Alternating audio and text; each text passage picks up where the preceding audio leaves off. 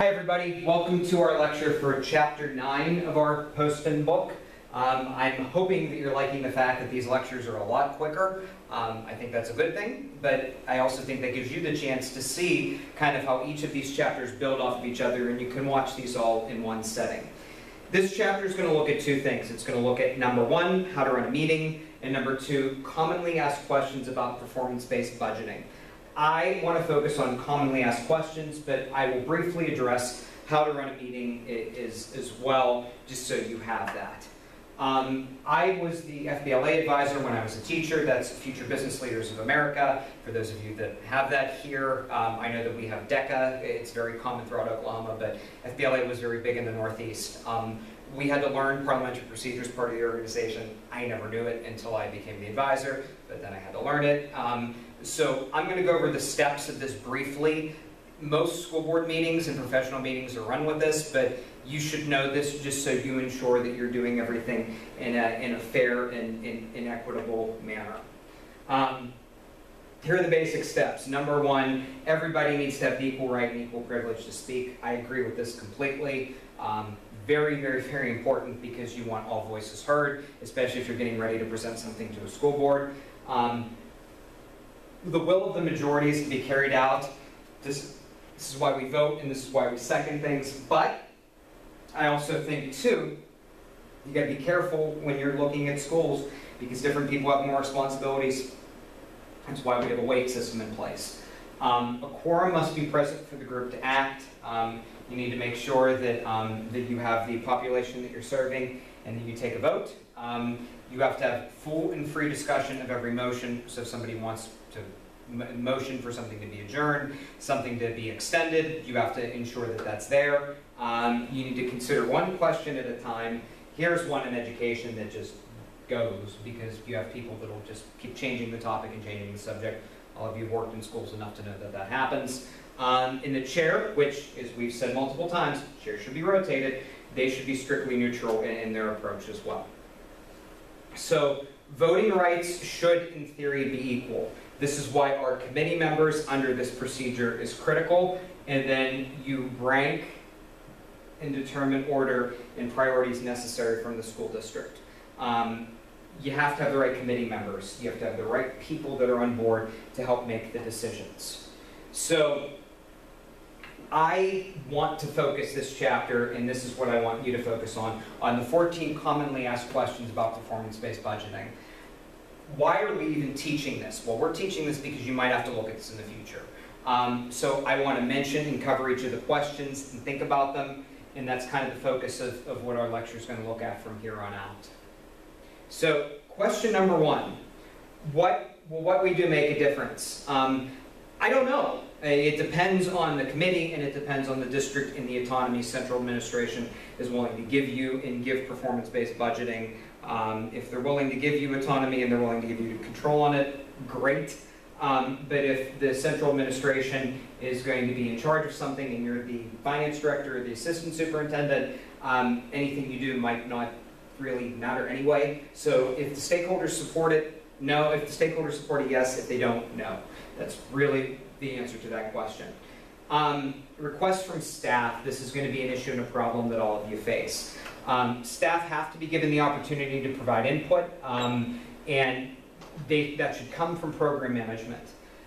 But you have to select team members that will support the staff. If they don't support the staff, this doesn't get done and it's not appropriate. Salary and benefit increases. Under this model, this is normally stricken from discussion. Most of the time, stakeholders sacrifice programs for their own salaries. That is an issue that I can't stress enough because if we're dealing with people, the people will say, we'll shut a program down to save our salaries and save our organization. This is why you kind of remember students come first, and this is where we're focused. Our industry is students, and our business is meeting the needs of students in everything that we do, and you need to know that. So, how do you form questions? How do you, I'm sorry, not how do you form questions. What does the form look like? If you set a policy, and if the team says it has to be on a form, and has to be submitted this way, great, and it's what the team says, easy enough, really nothing more to say here. So, do the package proposals match the designated levels exactly? I would argue you be consistent if this is a new system. You want to over budget and show what under budgeting looks like. Use the threshold for a bottom tier, don't go below 90%, but if you can get additional funding, then you create satisfaction and you keep people happy. Keeping people happy is a good thing, so I would encourage you to try to do that. Who should be on the team? We went over this in one of the earlier chapters. It should be people that are members of all aspects of the school district. Teachers don't volunteer at first, but if this is successful and they realize that it impacts their job, they all want to be a part of it. That's why you should rotate members as much as you possibly can. I say every 2 years, every 3 years, different people need to be on the team that have different roles. So what should the presentation do? To the district advisory team, this is your trial run. This is where you organize all the facts in a clear and concise and easy to follow manner. This comes next, and this is the pertinent information before the main meeting or the budget. So I like this. I really, really like this. This was something that I took out of this chapter that I said, okay, it's a good idea here. So when do you have these meetings? Do them on a Saturday. Here's why. Because only people that want to be there attend. The people that want the input and they want the say will attend. Succession planning, that I do the research I do, it is most successful when people do it after school, and when they're involved in, when they're involved in training and they have to come, and I like that approach. So who should attend?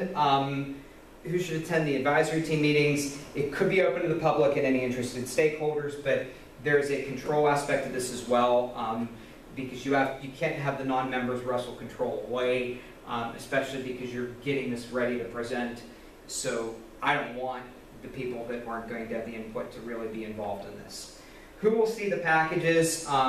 They should be printed. All the program packages are submitted and ranked. The budget package should be approved, and budgets should be considered public documents. Anybody should be able to request them. This is important because you should be able to see the budgets that your neighboring school districts are doing too. That's a positive and something that you want to happen. So operational costs could be in one area, or you could line item them. I think it depends on what the district wants to do. So those of you who have experience in districts that line item these operational costs, and some of them will just lump them into one operational cost budget. It's the discretion of the school district more than anything else. You need to make sure that you allocate to the needs of each individual building. Some buildings are going to have more students, some are going to have a higher population of special ed or ELL. You have to weight accordingly, and you have to determine needs based on those pupil expenditures more than anything else. The assessment component. We're going to talk about this in the last chapter. This is tough. This is something you have to show how you're meeting the needs of each program in the system. Don't just tie it to standardized tests. That's critical. But it has to be clear to all stakeholders how the evaluation is happening. If you don't present this correctly, you got big problems, and we don't want to see that happen. So is there evidence to support change? Well, if the budget is tied more to performance, you have to justify why, and you have to justify the reasons why the change happens in the system. So I would argue that is also important as well. So that's it. The last chapter that I'm covering, I'm not covering chapter 11 because we've done that in the Brimley text, but we're going to look at basically the evaluation system and how we actually plan for evaluation. I would read the chapter here, and I would do that before I watch the video, just so I have an understanding of what the evaluation system looks like. Thank you for watching, and I hope you got something out of this chapter.